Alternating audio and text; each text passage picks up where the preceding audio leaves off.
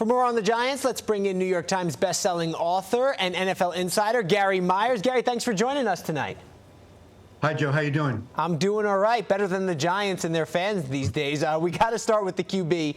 Daniel Jones had a rough day, never got in rhythm, just 22 for 42, 186 yards. Was it as bad as it looked on TV? It was bad. I mean, I was there, and he was throwing balls in the dirt. My issue with Daniel Jones has always been I just don't think he sees the field really well. And maybe he's even gun shy now after what happened last year, even though the offensive line is supposedly, a little bit better, and now he has a true number one receiver in Malik Neighbors. But Jones really, I mean, to me, he's regressed tremendously. Now, you give him a little bit of benefit of the doubt because he didn't play all that much last year. He is coming off an ACL and his second neck injury. But just the things you wanted to see from him today, just a little bit of confidence, his ability to spot receivers down the field. I just didn't see any of that, and the fans have no more patience for him. Yeah, you mentioned that improved offensive line. We heard a lot about it this offseason, but Jones was sacked 5 times today. They gave up 85 sacks last season, Gary. Is this on Jones? Is it on the line? Is it on receivers not getting open? Where are you putting the blame? Yeah, I think he walked into some sacks today, but it's not like they put up a wall around him. And again, I think a lot of it is mental, Joe, because he had been, shell-shocked last year, just in the half dozen games that he played. And, I just mentioned previously about the fans. Joe, it was amazing to me, late in the second quarter, the fans were chanting, "Tommy Cutlets, Tommy Cutlets." And, he was the emergency third quarterback today, so he really had no chance of getting in the game.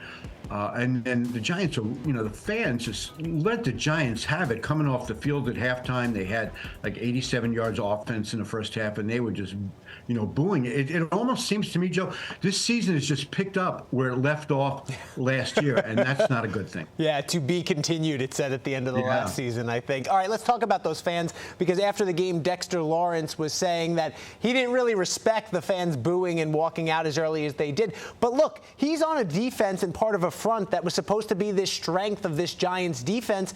They weren't able to get any pressure today on Sam Darnold. He had a big day in his return to MetLife.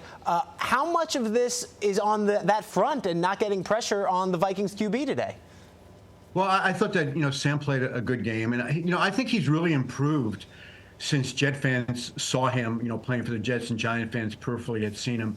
Being with Kyle Shanahan last year in San Francisco, I think really helped him, and Kevin O'Connell is a really good offensive coach. But you would have expected, with all the money they're paying Brian Burns, and then Thibodeau on the other side, supposedly going to be coming on in his third year, that they would have been in his face a little bit more. And Darnold just kind of had his way. I think he completed his first 12 passes, which is not how you want the defense to start the season. And Tay Banks gave up a long pass to Jefferson, and Adoree Jackson had a bad penalty on a third down on the first Vikings TD drive, that on a third down play that would have gotten the Giants defense off the field. So they did everything to really make Darnold look good today. All right. Well, it starts at the top. Brian Daboll said he had to go back and watch some tape, but a lot was made about him taking the play-calling reins from Mike Kafka.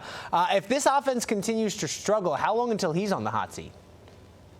Well, Joe, if I was a Giants fan, and for the last, year plus, after every game, I hear Brian Daboll saying, "We got to get better, and it starts with me." I mean, that stuff would just drive me crazy. There was a lot of heat on Daboll. That's why he took the play calling back, because basically, if he's going to go down, he's going to go down with him doing what he does best, which is calling plays. That's what got him the job here, Joe, after what he did in Buffalo with Josh Allen. It wasn't because the Giants necessarily thought he was this, great game manager, the second coming of Bill Parcells.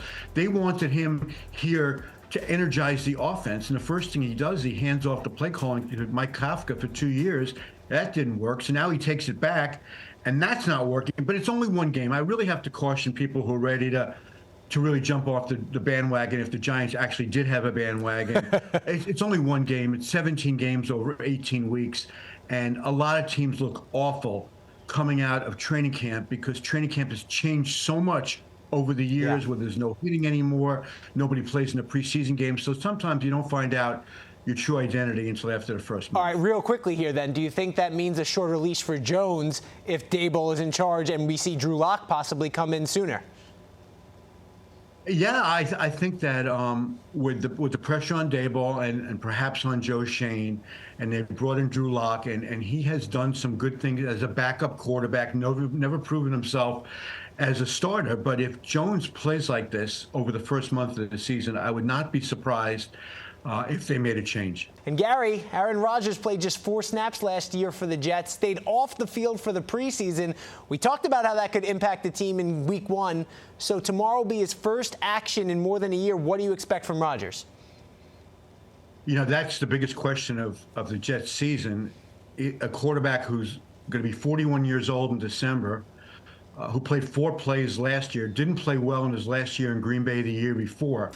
So it's been a while since we've seen an MVP caliber Aaron Rodgers. Now, he had a really good training camp, but we know that doesn't always translate when the games start for real. He's going against a real good 49ers defense tomorrow night. I think Rodgers is going to have a really good season, and I think the Jets will make the playoffs. Whether or not they make a Super Bowl run really depends on him. And the key to the Jets season is making sure he stays healthy, because I think the rest of the team is ready to win. I think he's got enough weapons around him. The Jets run the ball really well, and he's got a great receiver in Garrett Wilson. So the Jets have to keep Aaron Rodgers healthy. All right, if he's the most important player for Gang Green, who's the second most important player? Well, I'm going to tell you this. It's not necessarily a player. I think the second most important person on the Jets is Robert Saleh. I mean, the poor guy's had 3 years coaching the Jets, and I say the poor guy because he's had a quarterback for 4 plays in those 3 years, and those were the 4 plays before Rodgers got hurt. Before he didn't have a quarterback, now he does.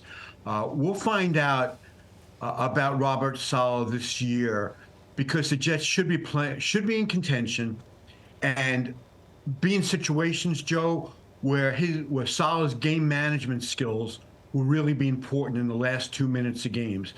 The Jets just weren't a good enough team the last couple of years, where it really came down to how good a coach is Robert Saleh. I mean, he won 7 games a couple of years in a row with no quarterback.